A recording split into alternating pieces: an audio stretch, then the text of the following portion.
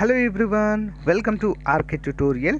నేను మీ RK sir. Friends, ఈరోజు ఏపీ హైకోర్టు మరియు డిస్టిక్ కోర్ట్ ఉద్యోగాలకు గాను గ్రాండ్ టెస్ట్ మోడల్ పేపర్ రూపంలో అందజేస్తున్నామండి. ఇవి రానున్నటువంటి ఏపీ జూనియర్ అసిస్టెంట్ ఎండోమెంట్ ఉద్యోగాలకు, అంతేకాకుండా మరి పోలీస్ ఉద్యోగాల ప్రిలిమ్స్ ఎగ్జామ్స్ కూడా మనకు చాలా బాగా యూస్ఫుల్గా ఉంటాయి. ఓకేనా? మోస్ట్ ఇంపార్టెంట్, ఎవరు కూడా మిస్ చేయొద్దండి. ప్రీవియస్గా చెప్పినటువంటి క్లాసెస్ అన్నిటి యొక్క లింక్, ప్లేలిస్ట్ లింక్ వీడియో డిస్క్రిప్షన్లో ఇస్తాను. ఒకసారి వరుసగా అన్నీ కూడా చూసేయండి ఫ్రెండ్స్. మోస్ట్ ఇంపార్టెంట్, ఈ టైంలో మనకు తక్కువగా ఉంది టైం. ఈ టైంలో మోడల్ పేపర్ చూడడం అనేది మోస్ట్ ఇంపార్టెంట్గా మనమైతే చెప్పుకోవచ్చు. ఓకేనా? లింక్ కూడా వీడియో డిస్క్రిప్షన్లో ఇస్తానండి, ఒకసారి చూడండి, ఫ్రీగా డౌన్లోడ్ చేసుకోండి. Thank you. సో ఫ్రెండ్స్, ఎంతోమంది ఎదురు చూస్తున్నటువంటి top 25 model papers plus 3 previous papers అయితే మనకు రావడం జరిగింది ఫ్రెండ్స్. హైకోర్టు ఉద్యోగాలు, డిస్టిక్ కోర్టు ఉద్యోగాలు రెండింటికి కూడా సిలబస్ సేమ్, రెండింటికి కూడా ఉపయోగపడే విధంగా చివరి నిమిషంలో మనకు అత్యధిక స్కోర్ను తీసుకొచ్చి పెట్టే విధంగా ప్రాక్టీస్ కోసము చాలా బాగా ఇవి యూస్ఫుల్గా ఉంటాయండి. ఎలాంటి కోచింగ్ తీసుకున్నా, ఎలాంటి బుక్స్ చదివినా మోడల్ పేపర్స్ అనేవి ఫైనల్ టైంలో మనము తప్పకుండా చదవాలి. మరి ఏ ఉద్యోగాలకి ఇవి అవసరం అంటే కేటగిరీ 1, కేటగిరీ 2, కేటగిరీ 3 అన్నిటికి కూడా అవసరం అండి. ఓకేనా? జీకే ఉంటుంది, జనరల్ ఇంగ్లీష్ ఉంటుంది, మెంటల్ ఎబిలిటీ కూడా ప్రొవైడ్ చేయడం అయితే జరిగింది ఫ్రెండ్స్. కేవలము 200 రూపీస్ మాత్రమే అండి. ఓకేనా? మన యాప్ డౌన్లోడ్ చేసుకోండి, యాప్లో మీరు కొనుగోలు చేయొచ్చు. లేదా మాకు యాప్ డౌన్లోడ్ చేసుకోవడం రాదు అంటే ఇక్కడ చూపించినటువంటి 9030362853 నెంబర్కి గూగుల్ పే కానీ ఫోన్పే కానీ చేసి ఆ స్క్రీన్ షాట్ని అదే నెంబర్కి వాట్సాప్ పెడితే మీకు వితిన్ 1 అవర్లో ఈ యొక్క తెలుగు మీడియంలో ఉన్నటువంటి మోడల్ పేపర్స్ అన్నీ కూడా మీకు అందజేయడము జరుగుతుంది. ముందుగా మీరు ఏం చేయాలంటే వీడియో డిస్క్రిప్షన్లో ఒక శాంపిల్ పేపర్ ఉంటుంది, పేపర్ 1. ఆ పేపర్ 1ని మీరు డౌన్లోడ్ చేసుకొని చూడండి, మీకు నచ్చితేనే తీసుకోండి. Okay, thank you. All the best everyone. Question number 1. 2022 సంవత్సరానికి సంగీత నాటక అకాడమీ జానపద సంగీత పురస్కార విజేత ఎవరు? సరైన సమాధానం ఆప్షన్ 1 అండి, Mahavir Nayak. Most important question, expected question. Okay, next. 2022 BRIC summit నిర్వహించినటువంటి దేశము ఏది? సరైన సమాధానం ఏంటండి? ఆన్సర్ ఆప్షన్ 4, చైనా అండి. కరోనా దేశం చైనా. ఓకేనా? ఇందులో మరి ఏ ఏ దేశాలు సభ్య దేశాలుగా ఉన్నాయంటే B for Brazil, R for Russia, I for India, C for China, S for south Africa. South Africa రీసెంట్గా జాయిన్ కావడం అయితే జరిగిందండి 2009 ఆ సంవత్సరంలో, ఆ మధ్యలో. ఓకేనా? చాలా అంటే చాలా ఇంపార్టెంట్ క్వశ్చన్గా మనమైతే దీన్ని చూడవచ్చు. అంతర్జాతీయ సంస్థల నుంచి ఖచ్చితంగా ఒక క్వశ్చన్ అనేది మనకు రావడము జరుగుతుంది. నెక్స్ట్ వన్ చూద్దాం.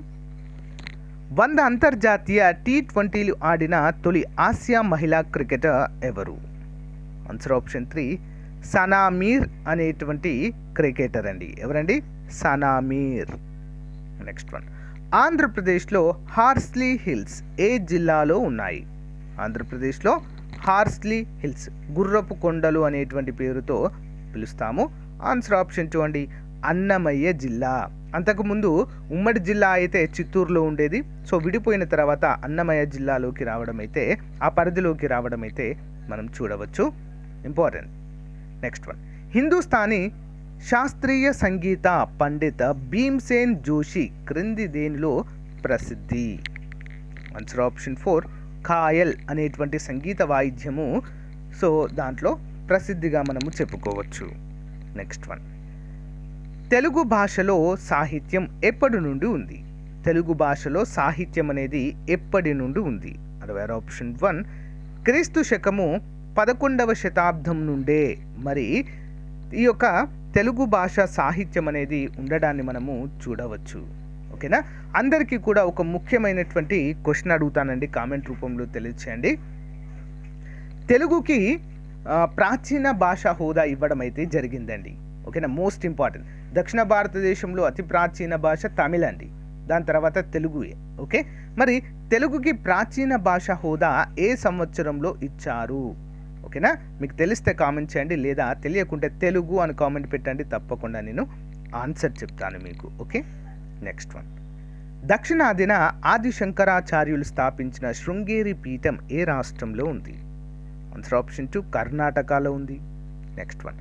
లాటిన్ అమెరికా, కరీబియన్ దేశాలలో అణ్వాయుధాల నిషేధ మండలి ప్రధాన కార్యాలయం ఎక్కడ ఉంది?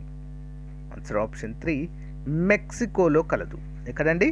మెక్సికో. నెక్స్ట్ వన్, ఇండియాలో అతి ప్రాచీన రేవు పట్టణము ఏది? ఇండియాలో అతి ప్రాచీన రేవు పట్టణము ఆప్షన్ 1 కాండ్లా అండి, గుజరాత్లో ఉంది. ఇది ఎక్కడ ఉంది? గుజరాత్లో ఉన్నటువంటి కాండ్లా ఓడరేవు పట్టణము.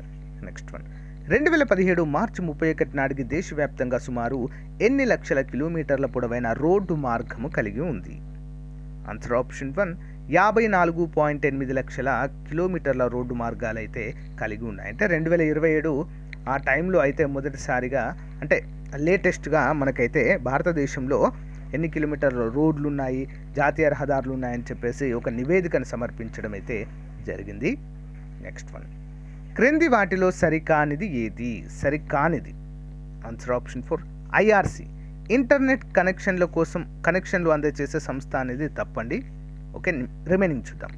ఈజైన్ ఇంటర్నెట్పై చదివే మ్యాగజైన్ ఈజైన్ అంటారు. HTML వెబ్ పేజీలు తయారు చేయడానికి ఉపయోగించే language hyper text markup language అంటారు దాన్ని. నెక్స్ట్ జావా శక్తివంతమైన వెబ్ పేజీ ప్రోగ్రామింగ్ లాంగ్వేజ్గా చెప్పుకోవచ్చు. అన్నీ కూడా సరైనవే. నెక్స్ట్ వన్, శక్తి విడుదలయ్యే జీవక్రియ క్రింది వాటిలో ఏది?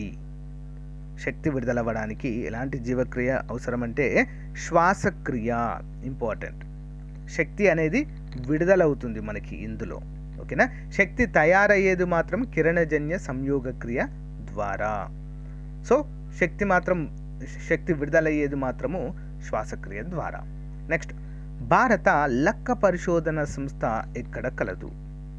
73వది ఆన్సర్ ఆప్షన్ 2 అండి, రాంచీ, జార్ఖండ్. భారతదేశము లక్క ఉత్పత్తిలో ప్రథమ స్థానంలో ఉంటుందండి భారతదేశం. Okay. Next one, India national social కాన్ఫరెన్స్ను ప్రారంభించిన ప్రముఖ స్వాతంత్ర సమరయోధుడు ఎవరు? ఇండియా నేషనల్ సోషల్ కాన్ఫరెన్స్ను ప్రారంభించిన ప్రముఖ స్వాతంత్ర సమరయోధుడు ఎవరు? Option 2 Mahadev Govind Ranade, MG Ranade. Next one చూద్దాం. SFDAను విస్తరించండి. SFDA సరైన సమాధానం option 1 small farmers development agency. ఏంటది? Small farmers development agency. Next one, విద్యుత్ మోటారు పనిచేయు సూత్రము క్రింది వాటిలో ఏది? ఆన్సర్ ఆప్షన్ 2 అండి. విద్యుత్ క్షేత్రంలో ఉంచిన విద్యుత్ ప్రవాహమున్న తీగ చుట్టూపై టార్క్ చేయబడిన వలన ఇది అవిచ్ఛిన్నంగా భ్రమణము చేస్తుంది. విద్యుత్ క్షేత్రంలో ఉంచినటువంటి విద్యుత్ ప్రవాహం ఉన్న తీగ చుట్టబడి ఉంటుందండి. దాంట్లో అది అవిచ్ఛిన్నంగా భ్రమణం చేయడం ద్వారా అది పనిచేయడం అయితే మనం చూడవచ్చు విద్యుత్ మోటార్. నెక్స్ట్ వన్, ఏ ఖనిజం నుండి రేడియంను తయారు చేస్తారు? Answer option 2 pitch blend. Okay, pitch blend. Next one, క్రింది వాటిలో సరి అయినది ఏంటి? క్రింది వాటిలో సరి అయినది 78 ఆన్సర్ ఆప్షన్ 1 పాస్పరస్ వెల్లుల్లి వాసనను కలిగి ఉంటుంది అనేది సరి అయినదిగా మనమైతే చెప్పుకోవచ్చు. ఓకేనా? ఇంపార్టెంట్ అండి. అండ్ ఓజోను పొరలో రంధ్రం ఏర్పడడాన్ని ఆఫ్రికాలో గమనించారా? కాదు, అంటార్కిటికాలో. క్షారాలు 5 నుంచి 7 కాదండి, 7+ ఉంటుంది క్షారము. ఓకే, భూపటలంపై అధికంగా లభించే మూలకం సిలికాన్ కాదండి. ఓకే, సో ఒక 1 మాత్రమే సరి అయినది. నెక్స్ట్ వన్, జింజర్ అనేది జింజర్ అంటే ఏంటి? అల్లం. మరి ఏంటిది? ఒక రైజోమ్ అంటే ఒక కొమ్ము అండి, కొమ్ము. నెక్స్ట్ వన్, 2008 అక్టోబర్ 22 నాడు PSLV C-11 రాకెట్ ద్వారా మొత్తం ఎన్ని పేలోడ్లను ప్రవేశపెట్టారు? ఆప్షన్ 3 అండి, 11. నెక్స్ట్ వన్, వైదిక యుగంలో వసూలు చేసిన పన్ను 81. ఆప్షన్ 1 బలి అనేటువంటి పన్ను. బలి మరియు బాగా అని రెండింటిని పిలుస్తారండి. ఓకే. నెక్స్ట్ వన్, ఇండికా గ్రంథ రచయిత ఎవరు? ఆప్షన్ 4 ఇండికా మెగస్తనీస్ అండి. Megasthenes indica most important book అండి ఇది.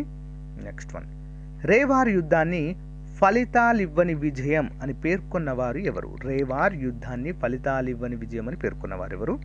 Answer option 1 Lane Poole. ఏంటండి? Lane Poole. Important question. Next one, ఆధునిక బెంగాలీ దేశభక్త బైబిల్ అని ఏ గ్రంథాన్ని పేర్కొంటారు? ఆధునిక బెంగాలీ దేశభక్త బైబిల్ 84. ఆప్షన్ 3 అండి. Okay, Anand Math.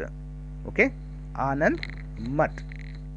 Next one, క్రింది వాటిలో సరి అయిన జత ఏది? ఆప్షన్ 4 అన్ని సరైన చూద్దాం. క్యాంబెల్ కమిటీ కరువుపై వేసిన committee, Aitchison committee civil services పై కమిటీ, గారెన్ కమిటీ సైన్యంపై కమిటీ. ఇంపార్టెంట్. నెక్స్ట్ వన్, క్రింది వాటిని పరిశీలించి సరైన సమాధానమును గమనించండి. ఆన్సర్ ఆప్షన్ 3 అండి. పై రెండు సరైనవి. చూద్దాం. భారత్లో కావలసినంత ఋతుపవనాలు చేరాక వర్షాలు తక్కువగా కురిసి కరువు పరిస్థితులు ఏర్పడతాయి. ఈ స్థితిని ఎల్ నీనో అంటారు.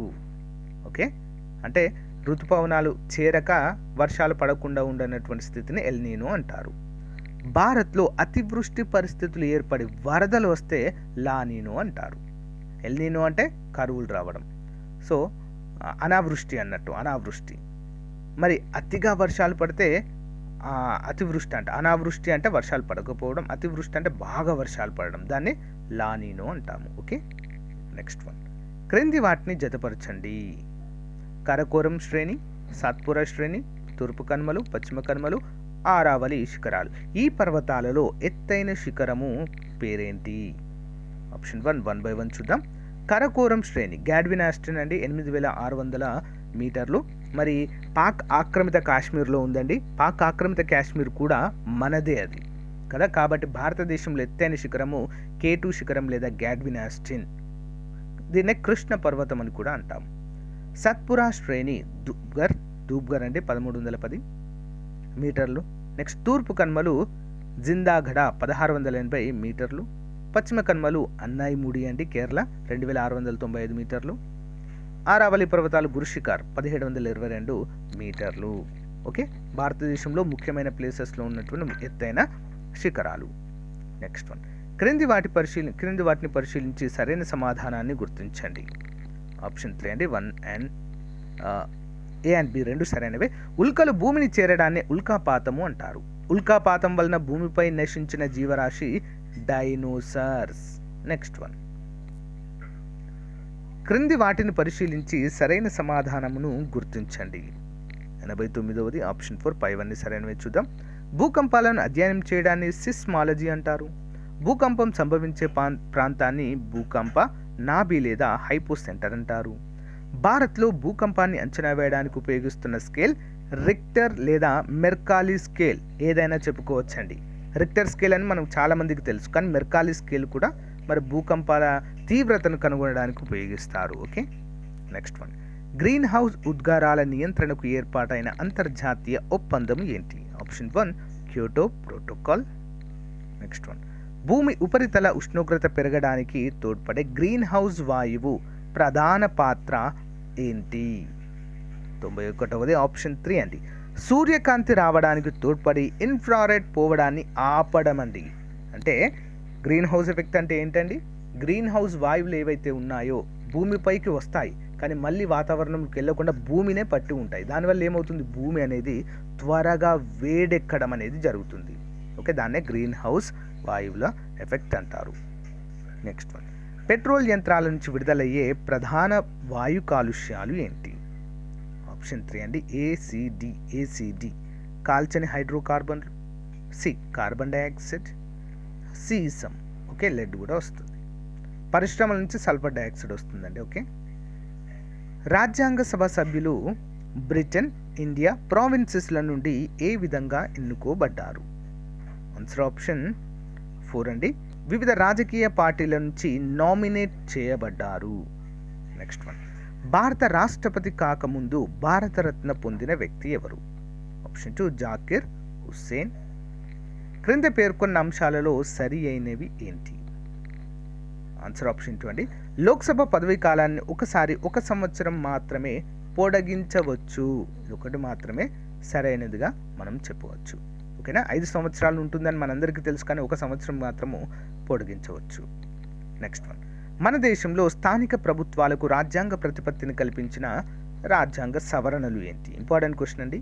73, 74 రాజ్యాంగ సవరణలు మోస్ట్ ఇంపార్టెంట్. కిషోరీ శక్తి యోజన ఉద్దేశం ఏంటి?